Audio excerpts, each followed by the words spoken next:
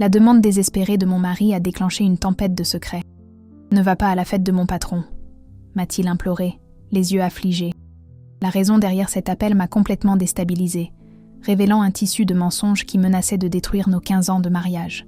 Une histoire de confiance trahie, d'identité cachée et du pouvoir de la vérité. Émotionnez-vous à chaque révélation. Laissez votre like et commentez. Avez-vous déjà découvert un secret qui a tout changé? Quand mon mari m'a demandé, désespérément, de ne pas assister à la fête d'anniversaire de son patron, je n'aurais jamais imaginé l'abîme de secrets qui allait s'ouvrir devant moi, mariée depuis 15 ans à un homme que j'avais toujours considéré comme transparent comme du cristal. Moi, Claire, professeure de littérature d'âge mûr, connue pour mon intuition aiguisée, ma détermination inébranlable et mon empathie profonde. Je me suis soudainement retrouvée confrontée à une supplique qui contredisait tout ce que nous avions construit ensemble. L'événement devait avoir lieu dans le luxueux domaine privé sur les hauteurs de Lyon, où l'élite de la ville se réunissait pour étaler richesse et influence. Un monde dont j'avais toujours gardé une distance confortable. Son insistance semblait disproportionnée. Les yeux baissés, la voix tremblante, les mains agitées, des signes qui ne correspondaient pas au comptable méthodique que je connaissais. « C'est juste le travail », ai-je argumenté, confuse par sa résistance. Qu'y avait-il de si terrible dans une simple célébration d'entreprise? Ma curiosité naturelle, souvent ma plus grande qualité et aussi mon plus grand défaut, ne m'a pas permis de reculer. J'ai décidé d'y aller, même contre ses appels, emportant avec moi l'inquiétude grandissante de trahir sa confiance.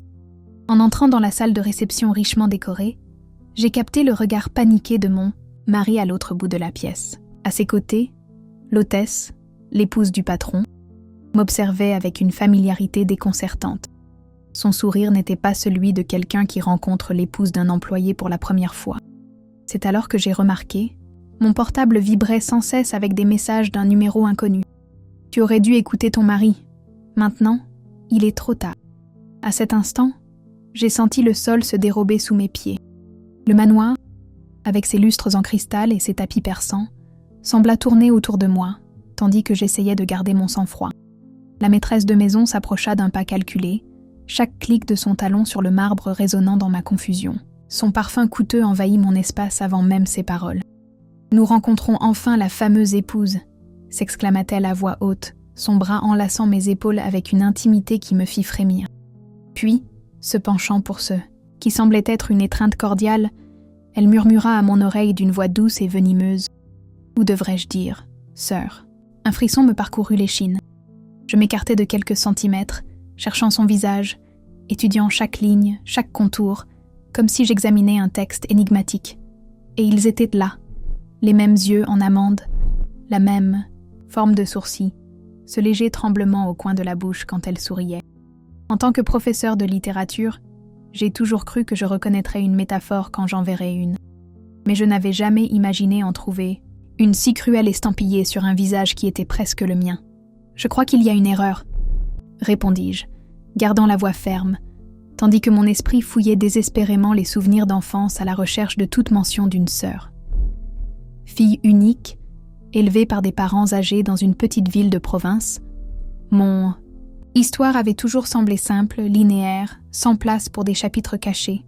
Aucune erreur, ma chère. Elle sourit, ses dents parfaitement alignées, ses mains parfaitement manucurées tenant maintenant les miennes. Séparés quand nous étions bébés. Après cette terrible inondation à Valjoly, nos parents, enfin, tes parents adoptifs, ne t'ont jamais raconté? Quel dommage. Mon mari réussit enfin à traverser la salle, son visage un masque de culpabilité et d'appréhension. Claire, pouvons-nous rentrer à la maison? S'il te plaît. Sa voix tremblait autant que ses mains lorsqu'il tenta de toucher mon bras. Tu savais. Ce n'était pas une question. La compréhension me frappa comme un coup de massue. Pendant tout ce temps, tu savais. Je l'ai découvert il y a 6 mois, avoua-t-il, évitant mon regard.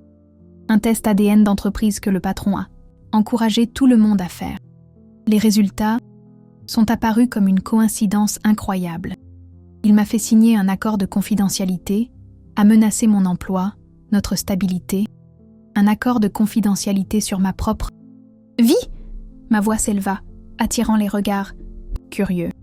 Je sentis l'amertume de l'ironie dans ma gorge. Comme c'est pratique pour vous tous, décidant en coulisses d'informations qui m'appartiennent.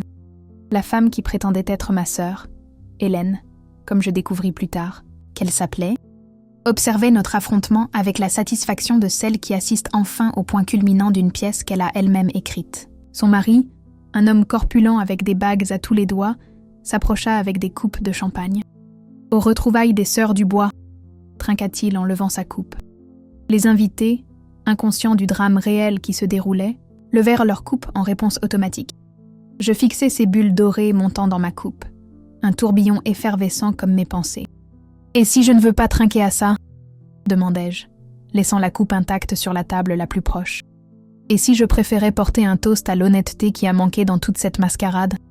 Le silence qui suivit fut plus révélateur que n'importe quelle réponse. Je me tournai pour sortir, mais Hélène retint mon poignet avec une force surprenante. « Tu ne comprends pas ce qui est en jeu ici ?» murmura-t-elle, son sourire social restant intact pour les observateurs. « Nous avons un héritage à réclamer, des documents à signer. Nos grands-parents ont laissé un fonds qui ne peut être accessible qu'avec nous deux présentes. » « Drôle comme le destin fonctionne, » répondis-je en dégageant mon bras de son emprise. 15 ans à donner des cours sur les tragédies grecques, et maintenant j'en vis une, complète avec reconnaissance tardive et cupidité familiale. J'abandonnai la fête d'un pas rapide, ignorant les appels de mon mari. L'air frais du soir ne parvint pas à rafraîchir la chaleur de l'humiliation que je ressentais. Sur le parking, les messages continuaient d'arriver sur mon portable. Je l'ai lu enfin, une série d'avertissements anonymes. Elle n'est pas celle qu'elle prétend être. Attention aux documents que tu signeras. Ton mari a été acheté. Je conduisis jusqu'à la maison en pilote automatique. Mon esprit un tourbillon de questions sans réponse. Notre maison, un pavillon modeste que nous avions construit avec tant de fierté, semblait maintenant un décor factice. Une partie d'une vie dont je n'étais plus sûre qu'elle m'appartint encore. Les semaines suivantes furent un exercice de retenue émotionnelle. Je n'ai pas confronté mon mari immédiatement. Une décision calculée qui surprendrait mes étudiants, habitués à mes analyses passionnées de la littérature. Au lieu de cela, j'ai observé. J'ai recueilli des informations. J'ai analysé chaque mot, chaque geste, chaque appel téléphonique murmuré dans le bureau avec la porte fermée. Pendant ce temps, Hélène lança une offensive de charme. Des cadeaux coûteux commencèrent à arriver. Une montre ancienne qu'elle prétendait avoir appartenu à notre mère biologique. Des bijoux avec nos initiales entrelacées. Des invitations à des événements exclusifs où je serais présentée, à la haute société comme la sœur récemment retrouvée. « Tu devrais lui donner une chance », argumenta mon mari lors d'un dîner silencieux, 3 semaines après la fête. « Hélène veut juste compenser le temps perdu. » « Comment sais-tu exactement ce qu'elle veut, Richard ?» Je coupais mon steak avec une précision chirurgicale. « Vous avez beaucoup discuté de moi, je présume. » Il déglutit difficilement, confirmant mes soupçons. « C'est ta sœur, Claire. Le sang de ton sang. Le sang. » J'eus un rire sans humour. Pratique, comme cet argument apparaît toujours quand quelqu'un veut quelque chose de toi. Nos 15 ans ensemble ne valent pas le sang qui est censé couler dans ses veines ? Le fait que tu m'aies menti pendant 6 mois ne contamine pas tout. Ce sang, tu ne comprends pas la pression que j'ai subie, les menaces. Je pouvais perdre mon emploi. Et moi, j'ai perdu la confiance en mon mari.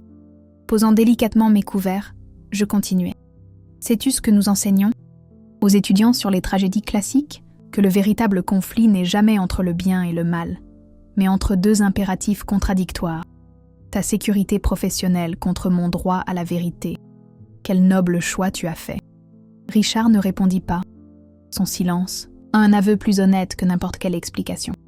Je me retirai dans la chambre d'amis, où je passais la nuit à parcourir les albums de famille, cherchant des indices qui pourraient confirmer ou infirmer l'histoire d'Hélène. Je ne trouvais que ce que je connaissais déjà. Des photos de mes parents adoptifs, aujourd'hui décédés, me tenant bébé, des documents d'adoption que je n'avais jamais cachés ni remis en question. Le lendemain, je reçus un appel de la secrétaire d'Hélène. Madame Hélène Dupont-Moreau souhaiterait vous inviter pour un week-end dans son domaine privé sur la Côte d'Azur. C'est une opportunité de rencontrer d'autres membres de la famille et de discuter de sujets d'intérêt mutuel. Sujets d'intérêt mutuel, répétai-je, savourant la formalité vide de l'expression. Quelle expression commode pour parler d'argent, n'est-ce pas ? Un silence embarrassé suivit à l'autre bout du fil. Dois-je informer Madame Hélène que vous refusez l'invitation? Dites à Madame Hélène que je suis curieuse de découvrir combien d'autres parents retrouvés elle a trouvé grâce à des tests ADN d'entreprise. J'y serai. Je décidai de jouer son jeu. Si Hélène voulait une sœur, elle en aurait une, observatrice, analytique et bien moins naïve qu'elle ne le pensait. Richard tenta de me dissuader, bien sûr. Ce n'est pas prudent d'y aller seul, insista-t-il, debout à la porte, de la chambre pendant que je faisais ma valise. Laisse-moi au moins t'accompagner. Pourquoi faire, Richard? Pour traduire ces mensonges dans un langage que je puisse mieux comprendre, ou pour t'assurer que je ne découvre pas d'autres? Vérité dérangeante? Le domaine se révéla être une villa Belle Époque restaurée, avec vue sur la mer et une équipe d'employés plus nombreuse que le département de littérature de l'université où j'enseignais. Hélène me reçut avec l'enthousiasme exagéré d'une animatrice de télévision. « Ma chère sœur », s'exclama-t-elle en m'étreignant devant une assemblée de visages curieux. « Enfin à la maison où tu aurais toujours dû être. » Curieux comme la maison est devenu un concept si élastique dernièrement, répondis-je en me dégageant délicatement. Il y a une semaine, j'étais sûre de savoir où était la mienne. Elle rit comme si j'avais fait une plaisanterie charmante, puis murmura « Nous avons des documents importants à examiner ce soir. Notre avocat arrivera après le dîner. » Le dîner fut un spectacle élaboré d'ostentation et de fausse intimité. Hélène me présenta à des cousins éloignés dont je n'avais jamais soupçonné l'existence.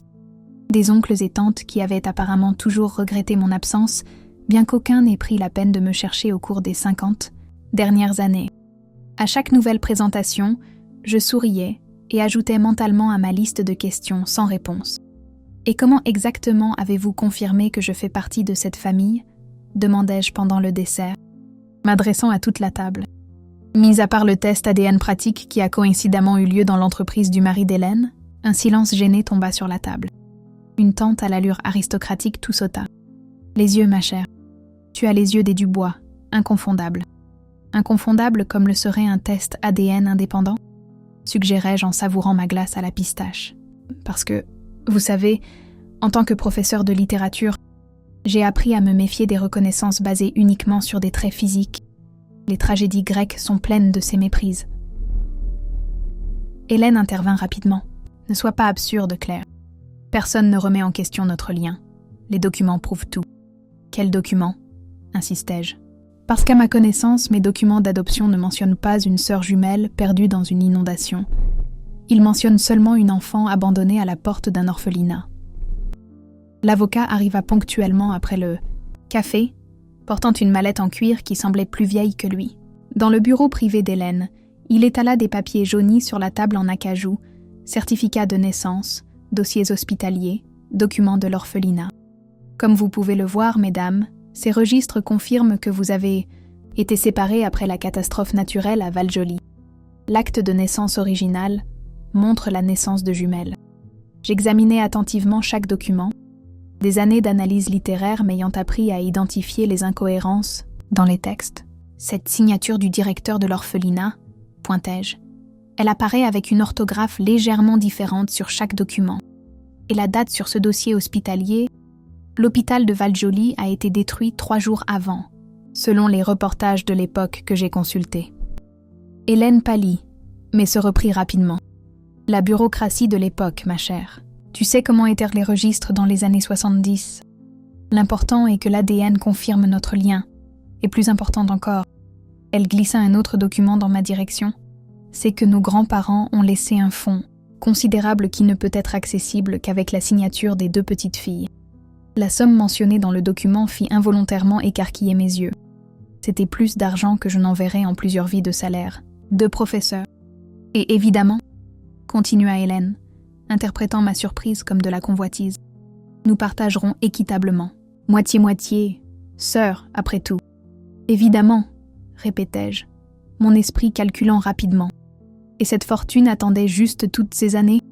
Personne n'a essayé de la réclamer avant. Nos grands-parents étaient excentriques et méfiants, expliqua-t-elle en nous servant du cognac dans des verres en cristal. L'argent est resté dans un fonds bloqué, accumulant des intérêts, jusqu'à ce que les 2 petites filles puissent signer ensemble. Comme c'est pratique, murmurai-je en acceptant la boisson. Et quelle chance pour vous d'avoir découvert tout cela juste maintenant. Quand je retournais dans ma chambre, je trouvais une enveloppe glissée sous la porte. À l'intérieur, une note anonyme et de vieilles photographies. La note disait simplement « Elle a déjà fait ça avant. Chercher opération parents retrouvés ». Les photographies montraient Hélène aux côtés de différentes personnes au fil des ans, toutes avec une certaine ressemblance physique avec elle, toutes dans des situations similaires à la mienne, signant des documents, lors d'événements sociaux, semblant confuses ou émues. Au dos d'une des photos, une date et un nom. Affaire Isabelle Martin. Clôturée, 2015. Mon portable vibra avec un message de Richard. Je suis à l'hôtel en ville. Nous devons parler. J'ai des preuves. C'est urgent. Je répondis par un simple « Chambre 237. Maintenant ». Puis j'ajoutais, dans un élan d'ironie amère, « Je suppose que, pour le meilleur et pour le pire, incluait aussi ce scénario de conspiration ». Richard arriva 1 heure plus tard, semblant avoir vieilli de plusieurs années depuis la fête. Il portait une mallette similaire à celle de l'avocat d'Hélène, mais bien plus usée, avec des documents clairement rassemblés à la hâte. « Je ne sais pas par où commencer », dit-il en s'enfonçant dans le fauteuil de la chambre. « J'ai commis des erreurs terribles, Claire. J'ai été faible, cupide et stupide. Commence par le début, ordonnai-je, gardant ma voix neutre, comme si nous discutions d'un plan de cours. Et nommez rien cette fois. L'histoire qui, suivie, confirma mes pires soupçons et en révéla d'autres que je n'avais même pas envisagés. Richard avait découvert, par l'intermédiaire d'un ancien employé de la maternité de Valjoly, que les registres avaient été falsifiés récemment. Il n'y avait pas de traces de jumelles, seulement d'une unique enfant, moi, abandonnée, après la catastrophe. Hélène avait monté toute cette mascarade pour accéder à un fonds financier qui, bien que réel, n'exigeait pas 2 petites filles pour être débloqué. Il exigeait seulement des preuves de filiation avec la famille Dubois, preuves qu'elle ne possédait pas, mais que moi, par inadvertance, je pouvais fournir. « Pourquoi ne m'as-tu rien dit avant ?» demandai-je, la douleur de la trahison, se renouvelant à chaque révélation. Elle m'a offert une promotion, Claire, directeur financier, le double du salaire, des avantages qui résoudraient tous nos problèmes. Il hésita, puis continua, les larmes aux yeux. Et quand j'ai commencé à poser des questions, à enquêter, elle m'a menacée. Elle a des preuves d'une erreur comptable que j'ai commise il y a des années. Une erreur qui pourrait me coûter ma licence, peut-être même la liberté. Alors tu as décidé de sacrifier notre confiance, notre mariage, pour sauver ta peau. Ce n'était pas une question. J'ai essayé de te protéger. Je t'ai supplié de ne pas venir à la fête. Me protéger en me maintenant dans l'ignorance? Je me levai, incapable de contenir la colère qui débordait enfin. C'est l'excuse que tous les menteurs utilisent, Richard. J'ai fait ça pour te protéger. Comme si j'étais une enfant, incapable de gérer la vérité, incapable de participer aux décisions concernant ma propre vie. Il se recroquevilla sur le fauteuil, semblant moins que la moitié de l'homme que je croyais avoir épousé. « Qu'est-ce que tu vas faire maintenant ?» La question plana dans l'air comme de la fumée. Qu'allais-je faire ? La professeure méthodique, qui analysait les textes classiques avec une précision chirurgicale, se trouvait maintenant au centre d'une intrigue digne de Shakespeare. Une partie de moi voulait simplement fuir, retourner chez nous, verrouiller la porte et faire comme si rien de tout cela ne s'était produit. Une autre partie, plus sombre, plus froide, voulait se venger, contre Hélène, contre Richard, contre tous ceux qui m'avaient manipulé comme un pion dans leur jeu d'ambition. Je vais faire ce que j'ai toujours enseigné à mes étudiants, répondis-je finalement. J'irai jusqu'au bout de l'histoire. Je découvrirai toute la vérité, aussi douloureuse soit-elle. Et alors, seulement alors, je déciderai quoi faire de toi, d'elle, de tout ça. Le lendemain matin apporta un petit déjeuner élaboré sur la terrasse et la nouvelle qu'Hélène avait organisé une cérémonie de réunification, en familiale, pour la fin de la journée. C'est une tradition familiale, expliqua-t-elle en me servant du café dans de la porcelaine délicate. Une façon d'officialiser ton entrée dans le clan Dubois. Je souris, acquiesçant à tout, interprétant le rôle de la sœur éblouie et reconnaissante qu'elle attendait.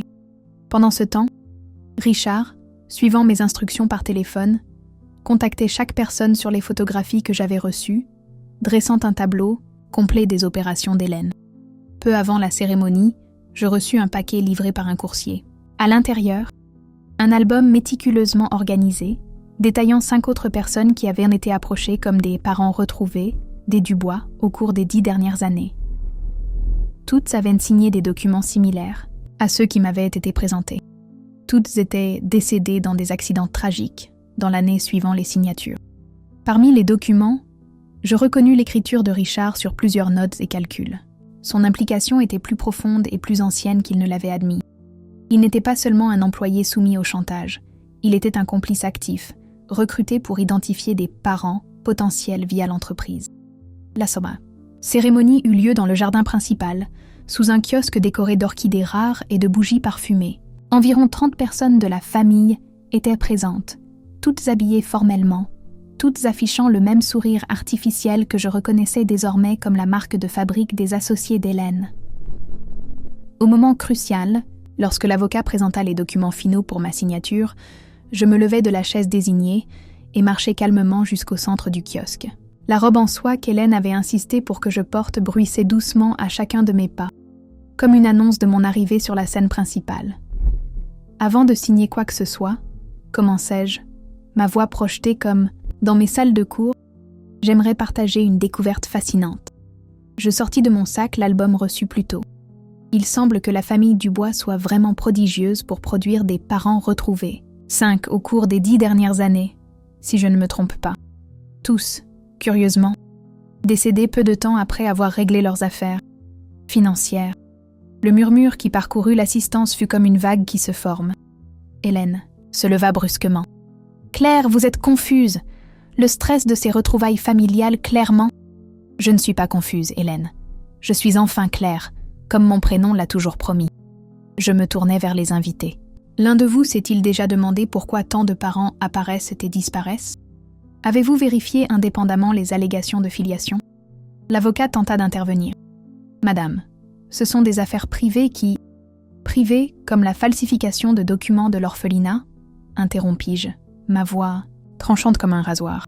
« Ou privées comme la mort d'Isabelle Martin, qui a commodément laissé sa part du fonds familial à Hélène avant son accident de voiture. » L'un des invités les plus âgés se leva, l'expression grave. « De quoi parlez-vous exactement, jeune femme ?»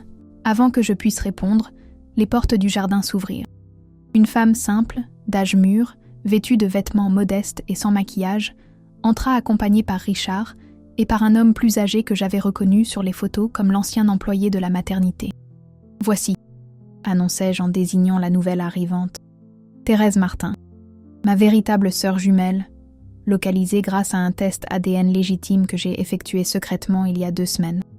Thérèse a été adoptée par une famille d'agriculteurs et a vécu toute sa vie à une centaine de kilomètres d'ici, sans jamais connaître mon existence, jusqu'à ce que Richard la trouve. » Thérèse s'avança timidement, ses yeux, identiques aux miens, embués de larmes sincères. « Je t'ai cherché toute ma vie, » dit-elle simplement.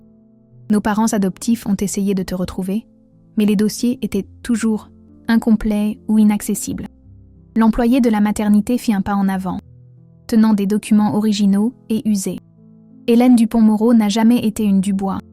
Elle a travaillé comme aide administrative à l'orphelinat il y a 20 ans et a eu accès au dossier. Elle falsifie des documents depuis lors, créant des parents retrouvés pour accéder aux fonds de familles riches grâce à de faux tests ADN. Le chaos qui s'ensuivit fut à la fois tragique et libérateur. Hélène tenta de fuir, seulement pour être arrêtée par des agents de sécurité appelés au préalable. Son mari, le patron de Richard, admit connaître une partie du montage, mais affirma ignorer les accidents qui éliminaient les faux parents une fois leur utilité terminée. Richard, tremblant comme une feuille, avoua enfin sa participation complète, non seulement à moi, mais à toutes les personnes présentes. Il avait été recruté 3 ans auparavant, son expertise comptable utile pour identifier des candidats financièrement vulnérables à la manipulation d'Hélène. Sa position dans l'entreprise permettait l'accès à des données qui facilitaient la recherche de personnes aux caractéristiques physiques similaires à la famille cible. « Et moi ?» demandai-je, lorsque nous nous retrouvâmes enfin seuls, après les dépositions à la police et les promesses de coopération avec les enquêtes. « Où est ma place dans ce puzzle grotesque ? Tu étais différente, » admit-il en évitant mon regard. « Quand j'ai découvert ton lien réel avec Thérèse, j'ai réalisé qu'Hélène avait trouvé une vraie paire de jumelles séparées. Tu serais la légitimation finale de son stratagème. Une histoire vraie pour couvrir toutes les fausses précédentes. Et tu as décidé de me protéger en ne me disant rien. Ma voix était lasse, dénuée de la colère qui m'avait soutenue ces dernières semaines. Quelle noblesse! J'ai essayé de te tenir éloignée de la fête, loin d'Hélène. C'était ma dernière tentative désespérée de te protéger sans m'exposer. Tout en protégeant ta promotion, ton emploi, ta liberté. Il ne répondit pas. Il n'y avait pas de réponse possible. Les 6 mois suivants furent des montagnes russes émotionnelles qui auraient fait soupirer d'admiration mes étudiants en littérature contemporaine pour la complexité narrative. Hélène et ses associés firent face à des accusations criminelles pour fraude, falsification et finalement homicide, à mesure que les accidents de ses anciens parents furent réexaminés. Richard évita la prison en coopérant pleinement avec les autorités, mais sa carrière dans le secteur financier se termina par une interdiction permanente d'exercer dans le domaine. Notre mariage entra dans une période de séparation que je crus initialement n'être que le prélude à une fin inévitable. Étonnamment, ce fut Thérèse qui m'empêcha de finaliser le divorce immédiatement. 15 ans ne s'effacent pas en un jour, observa-t-elle, lors d'une de nos longues conversations pendant que nous reconstruisions le lien que le destin nous avait refusé. Et il a commis des erreurs terribles, oui. Mais c'est aussi lui qui m'a finalement trouvée, qui a rassemblé les preuves contre Hélène. Par désespoir, pas par vertu, argumentai-je. Les vrais actes de courage naissent souvent du désespoir, répondit-elle avec une sagesse simple qui me fit me demander laquelle de nous deux avait réellement reçu la meilleure éducation. Thérèse devint mon ancre dans cette période turbulente. Sans prétention ni grands airs, sans manoir sur la côte d'Azur, ni bijoux coûteux pour impressionner, elle offrit ce qu'Hélène ne pourrait jamais offrir, l'authenticité. Je visitais sa petite ferme, rencontrais ses enfants, mes neveux et nièces, et reconstruisis progressivement ma compréhension de la famille, désormais basée sur des liens réels plutôt que sur des documents falsifiés ou des attentes sociales. Le fond des Dubois se révéla réel, bien que bien moins important qu'Hélène ne l'avait prétendu. En tant qu'héritière légitime, Thérèse et moi reçûmes une somme qui, divisée équitablement, nous apporta une sécurité sans opulence. Thérèse investit sa part dans l'agrandissement de sa ferme. Je créai une fondation de bourses d'études pour des étudiants en littérature issus de milieux défavorisés. Richard, après des mois de thérapie de couple et individuelle, trouva un emploi de consultant dans une petite entreprise où son talent pour les chiffres pouvait être valorisé sans les pressions ou tentations qui l'avaient conduit à l'abîme éthique. Notre mariage a survécu. Pas intact, certes, mais transformé, reconstruit sur des bases plus honnêtes et moins idéalisées. À mesure que le scandale s'estompait dans la mémoire publique, je me suis retrouvée à réfléchir aux leçons que je tirerais si toute cette expérience était l'un des romans que j'analysais en classe. Quels seraient les thèmes centraux? L'identité, certainement. La confiance trahie. La rédemption, peut-être. L'ironie de la professeure de littérature impliquée dans une intrigue digne des classiques ne m'échappait pas. Aujourd'hui, quand je repense au moment où mon mari m'a supplié « S'il te plaît, ne va pas à la fête de mon patron », je vois non seulement le début d'un cauchemar, mais aussi le commencement réticent d'un éveil nécessaire. Sa supplique désespérée, que j'avais interprétée à l'époque comme du contrôle ou de l'insécurité, était en réalité le dernier effort d'un homme déchiré entre des loyautés impossibles. Si je pouvais parler à ma version plus jeune, celle qui est entrée confiante à cette fête fatidique, je lui dirais d'aller de l'avant malgré tout. La douleur fut réelle, la trahison cuisante, mais sans cette nuit-là, je n'aurais jamais découvert la force qui m'habitait, jamais retrouvé ma vraie sœur, jamais vu au-delà de la surface cristalline de mon mariage pour trouver sa véritable essence, avec toutes ses imperfections et ses possibilités. Il y a 2 mois, en fêtant mes 65 ans, j'ai organisé un dîner simple dans notre maison rénovée. Thérèse et sa famille sont venus de la ferme. Richard, maintenant plus mince et les cheveux grisonnants, a préparé le dessert préféré de tous. Quelques étudiants chers ont apporté des fleurs et des questions sur les classiques que j'enseigne toujours, désormais avec une compréhension plus profonde des abîmes qui séparent et relient les êtres humains. Pendant le toast, Thérèse leva son verre avec un sourire serein. À la vérité, aussi douloureuse soit-elle, et aux nouveaux départs, pour lesquels il n'est jamais trop tard. Je levai mon verre en réponse, observant comment la lumière du crépuscule traversait le cristal, créant de petits arcs-en-ciel sur la table. À la clarté, répondis-je, savourant enfin l'ironie de mon propre prénom. Puissions-nous ne plus jamais être aveuglés par les mensonges, pas même ceux que nous nous racontons à nous-mêmes. Ce qui a commencé par une demande désespérée s'est transformé en un voyage de découverte de soi qui m'a forcé à questionner non seulement la confiance dans mon mariage, mais aussi mes propres conceptions de l'identité, de l'appartenance et du véritable sens de la famille. Aujourd'hui, quand je regarde en arrière, je vois que le choc initial n'était que le début d'un éveil nécessaire qui, malgré la douleur, m'a permis de me connaître enfin pleinement.